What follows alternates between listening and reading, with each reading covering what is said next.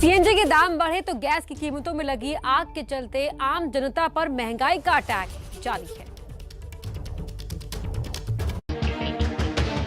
आपके किचन में पहुंचने वाली पाइपलाइन गैस यानी पीएनजी की कीमतों में एक बार फिर बड़ा इजाफा हुआ है।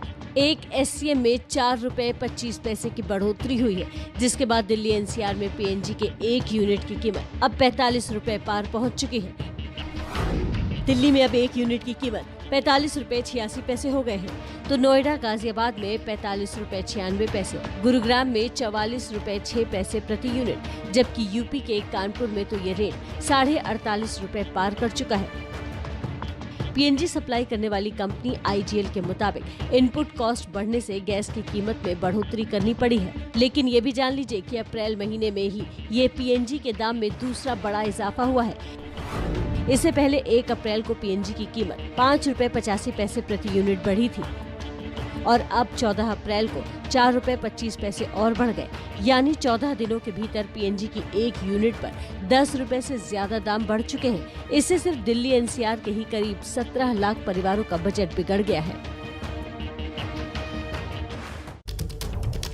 देखिए, कल रात पीएनजी की कीमतों में बढ़ोतरी के ऐलान के बाद सुबह सुबह महंगाई का एक और झटका दिया गया।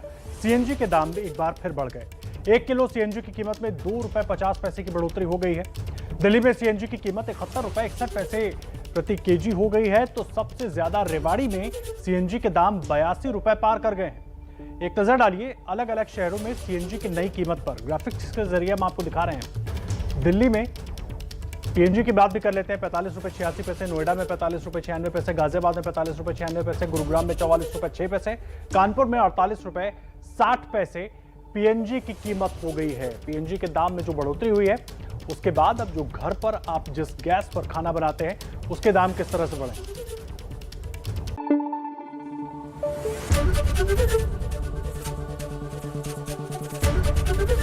एबीपी न्यूज आपको रखे आगे।